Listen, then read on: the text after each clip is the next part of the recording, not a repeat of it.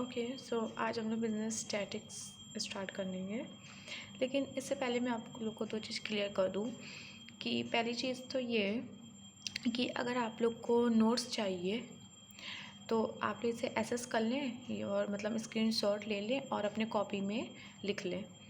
नहीं तो फिर आप लोग ऐसा भी कर सकते हैं कि मेरी यूट्यूब वीडियो को डाउनलोड करके अपने गैलरी में सेव कर लीजिए, जिससे आप लोग को ज़्यादा इजी होगा कि कभी भी आपको रिवीजन करना है तो तुरंत वीडियो ओपन किया और मतलब रिवाइज़ हो गया। ठीक है।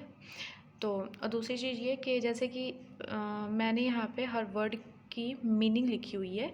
जैसे कि आप पहले वाली लाइन में देखेंगे एग्रीगेट और कलेक्शन लिखा है ना, पहली और दूसरी लाइन में। तो जैसे कलेक्शन जो है वो एग्रीगेट की मीनिंग है, तो उसे मैंने ब्रैकेट में की हुई है। तो आप एज्यूम कर लीजिएगा कि जो भी चीज़ ब्रैकेट में होगा वो मीनिंग होगी। ठीक है।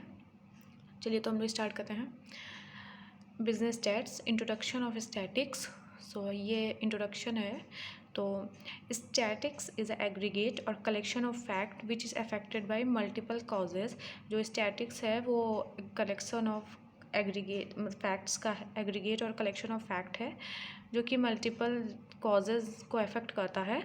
तो वो है न्यूमेरिकली एक्सप्रेस्ड, एनुमरेटेड और estimated, guess according to a reasonable, proper, suitable standard of accuracy or correct data और original data।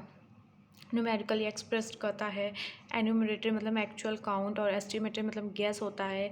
तो एक्चुअल काउंट और guess according to a reasonable standard of accuracy. तो जो एक्चुअल काउंट करके या गैस करके proper तरीके से जो है करेक्ट डाटा और ओरिजिनल डाटा को जो है कलेक्ट करता है। ओके। तो थर्ड है collected in a systematic manner, बहुत अच्छे से सिस्टमेटिक मैनर में डाटा को कलेक्ट करता है for a pre determined purpose. Pre determined मतलब होता है आउटकम। ओके। आउटकम के लिए डाटा को बहुत अच्छे सिस्टमेटिक मैनर में कलेक्ट करता है, placed in relationship to each other. So, in the study, it is a study of data also. Single data not be defined as statics. We need collection of data and we need graphical method of data. Statics को single data कभी भी define नहीं कर सकता। Static define करने के लिए हम लोग को डाटा का कलेक्शन चाहिए या फिर ग्राफिकल मेथड ऑफ डाटा चाहिए। जैसे कि हम लोग ग्राफ बनाते हैं उस मेथड से भी हम लोग डाटा को जो है शो कर सकते हैं। ओके। सो नेक्स्ट यहाँ पे कैरेक्टरिस्टिक्स ऑफ स्टैटिक्स। सो जो कैरेक्टरिस्टिक्स आया है ये ऊपर इसी ग्रुप जो पैराग्राफ लिखा है उसी से पॉइंट करके ये कैरेक्टरिस्टिक्स आया है। Okay. So statics are aggregate or collection of facts. Statics are affected to a marked extent by multiplicity of causes. Statics are numerically expressed, enumerated or estimated according to reasonable standard of accuracy. Statics are collected in a systematic manner. Statics are collected for a predetermined purpose. Predetermined मतलब outcome. Okay. Statics should be placed in relationship to each other. Okay. अब जाते हैं statics as statistical method पे। तो statistics में be defined as a collection, presentation, analysis and interpretation of numerical data. इसके 4 stages होते हैं। पहला collection, presentation, analysis and interpretation. ठीक है। यहाँ पे देखिए मीनिंग भी लिखी है। प्रेजेंटिंग हम लोग ग्राफ से प्रेजेंट करते हैं तो बहुत अच्छा होता है, बहुत ईजियर वे होता है ग्राफिकल प्रेजेंटेशन करना। और जो इंटरप्रिटेशन है वे ऑफ एक्सप्लेनिंग और an explanation. Okay. So here we come 4 stages of statistical investigation. वही है जो कि अभी हम लोग ने पीछे पढ़ा था। तो इसके 4 स्टेजेस क्या हैं स्टैटिकल इन्वेस्टिगेशन के? Collection of data, presentation of data, analysis of data and interpretation of data. Okay. So अब है limitation of statics, major limitation है इसके। So statics does not deal with individual measurement. जैसा कि अभी मैंने पीछे बताया कि स्टैटिक्स को सिंगल डाटा रिप्रेजेंट नहीं कर सकता है। ओके। सो वही चीज़ है, statics does not deal with individual measurement. Statics result are true only on averages. Static जो है वो हमेशा ट्रू रिजल्ट देता है एवरेज पे। Okay, static deal only with quantitative characteristics. Static जो है वो हमेशा क्वांटिटेटिव कैरेक्टरिस्टिक्स से ही डील करता है। Statics is liable to be misused. Okay, so अब यहाँ पे हम लोग आ जाते हैं सम स्टैटिकल टर्म्स। इसमें 3 स्टैटिकल टर्म्स है, population, census and third is sample. Okay, so we can start from population.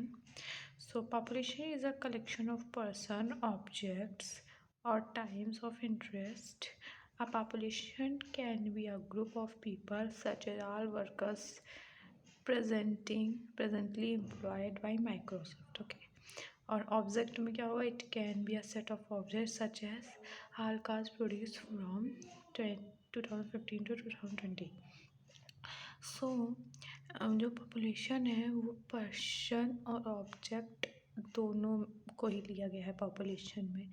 Okay, so population में है कि मतलब जितने भी ग्रुप ऑफ पीपल हैं उन्हें वो पॉपुलेशन है। ओके, और जैसे ऑब्जेक्ट्स में जैसे कार आ गए, बाइक्स आ गए, तो जितने भी कार्स और बाइक जो है प्रोड्यूस हो रहे हैं तो ऐसे ऑब्जेक्ट्स भी पॉपुलेशन में ही आते हैं। Okay, so come on this census. So census बहुत इजी वे में मैं आप लोग को बता रही हूँ। सेंसस वो होता है, जनगणना होती है। सेंसस हर 10 साल पे सेंसस होता है। Okay, collect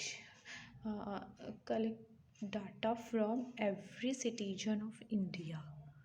Okay, so when researchers gather data from the whole population for a given measurement of interest, they call it a census. Okay, so third point अब हम लोग का sample.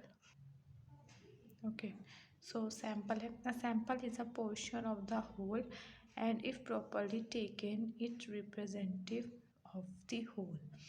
Okay, segment of entire population और small piece of entire population. Okay, तो जैसे sample हम लोग लेते हैं, जैसे कि अगर मान लीजिए दिल्ली में 50,000 की पॉपुलेशन है, एज्यूम करिए, तो उसमें वैसे 10,000 से हम लोग सैम्पल कलेक्ट करेंगे। ठीक है, तो उस 10,000 से सैम्पल कलेक्ट करके तो उससे ही कहते हैं सैम्पल।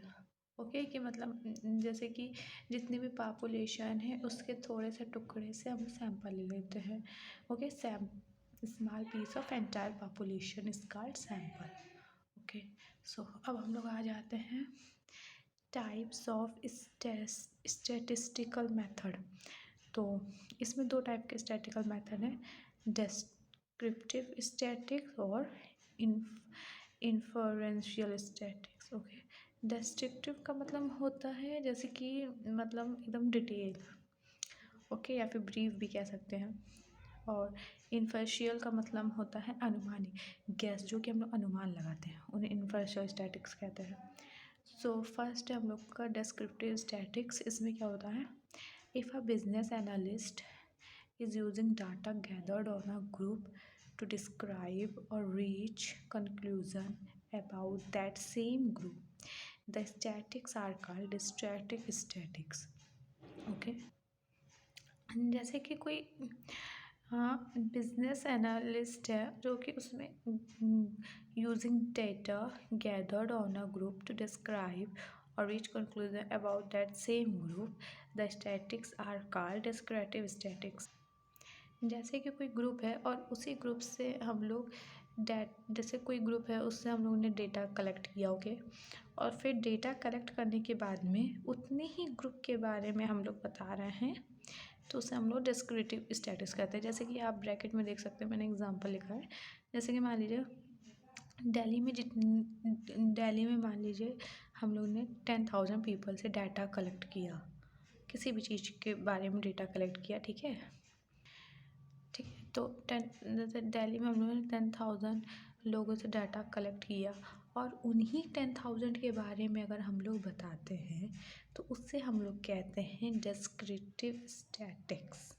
ओके, तो नेक्स्ट आते हैं हम लोग इन्फरेंशियल स्टैटिक्स। इसमें होता है is a researcher gather data from a sample and uses a statistics gathered to reach conclusion about the people from which the sample was taken. The statistics are inferential statistics. Inferential statistics are sometimes referred to as inductive statistics. Just descriptive static का just उल्टा हो जाएगा। जैसे कि descriptive में हम लोग क्या करते थे, मान लीजिए अगर 50,000 पीपल हैं, ठीक है, उनसे हम लोग ने डाटा कलेक्ट किया और सिर्फ 50,000 के पीपल के ही बारे में हम लोग बता रहे हैं, तो उसे डिस्क्रिप्टिव स्टैटिक्स कहते हैं। लेकिन इन्फरेंस स्टैटिक्स जैसे कि एक तरह का सैम्पल हो गया, ठीक है। सैम्पल में हम लोग का क्या था, थोड़े ही लोगों से हम लोग डाटा कलेक्ट करते थे, ठीक है।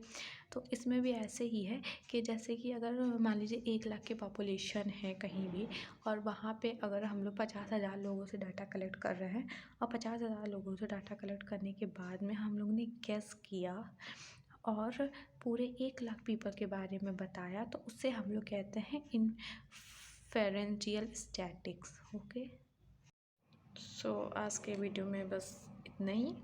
नेक्स्ट वीडियो में हम लोग पढ़ेंगे types of data. Okay, so thank you for watching.